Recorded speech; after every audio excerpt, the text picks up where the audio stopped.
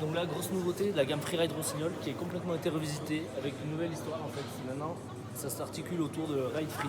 Donc là, c'est un complètement nouvel univers avec exit toute la catégorie S, donc tous les Soul 7, Sky 7, 6, 7. Donc là, on part sur complètement quelque chose de nouveau. Donc je vais vous présenter le fleuron un peu de la gamme. Donc là, c'est le Thunder TI en fait. Il remplace le Soul 7. Donc en fait, décliné en 3 tailles, 194, 187, 180. Donc de 108 à 106 au patin. Renforcé en titanal. Donc un talon plat ici, comme on peut voir. Donc solidité, accroche sur piste, neige dure. Donc là, quelque chose de très solide. On l'a testé sur la neige un peu dure, froide. Le ski, vraiment, on appuie, on est tout le temps en sécurité. Donc là, ce côté pivot qu'il y avait sur le Soul 7, on ne le retrouve pas. On peut quand même mettre le ski en pivot, mais dès qu'on veut le faire accrocher, il mord, il attaque.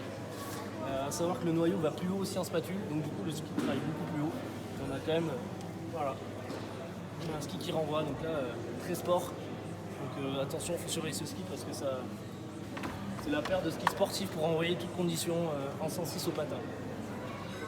On a le Thunder tout court aussi, donc qui se base sur les mêmes lignes de côte, mais avec des tailles inférieures et sans TI à l'intérieur. C'est pas la même construction, il est un peu plus souple, mais derrière c'est un ski de 164, 172, 180 et 187, donc un peu plus léger. Donc pour ceux qui sont les petits gabarits par exemple, ou les skieurs qui veulent un ski un peu moins grand, un peu plus facile à faire pivoter, mais quand même on a aussi on a le même shape, talon plat, donc un ski qu'on peut travailler et qui reste vraiment très très agréable et quand on veut charger, on peut charger. Donc ça c'est voilà. Les Thunder à surveiller, donc la gamme est entre 108 et 104 au patin.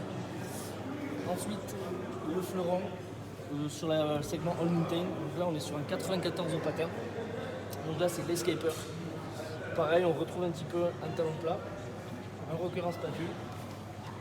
Hop, on va voir un petit peu. Ski qui rentre dans la courbe assez facilement. Pas de titanal dedans, donc du coup, ski hyper léger, accessible. On est à moins de 2 kg pour chaque paire de ski. Mais quand même, voilà, on a un ski qui travaille sur toute la longueur, pareil. Le noyau va assez haut en spatule. Donc un ski qui absorbe bien le terrain. C'est le 4x4, le ski 50-50 et qui fait pas trop mal aux jambes. Donc ça c'est hyper intéressant. L'Alpiner qui est sur le segment un peu plus free rando, donc là monter avec une fixe de rando. Un ski léger qui remplace le 6-7.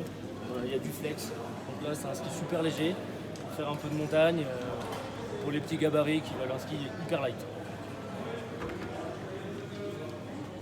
Nouveauté aussi, un 98 au patin, Holy Shred. Donc là c'est un ski vraiment typé freestyle backcountry, 98, hyper polyvalent. Et là voilà, on voit on a du cambre, rocker arrière, avant, un ski qui est quand même plus souple.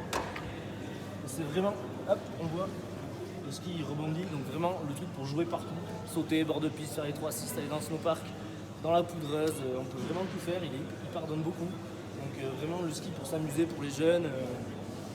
Voilà, on peut déraper, skier en arrière, et puis derrière ça accroche si on appuie quoi. Donc voilà, c'est moins puissant qu'un Thunder TI, mais ça reste très joueur dans les neiges un peu molles, froides, poudreuses. C'est un bon jouet, sympa. Et il pivote très bien, on peut faire voilà, en pivot, c'est pas mal. Et après on a le gros backcountry, donc là on est en 118 au patin, donc là c'est vraiment pour aller en Alaska ou le gros jeu de grosses poudreuses.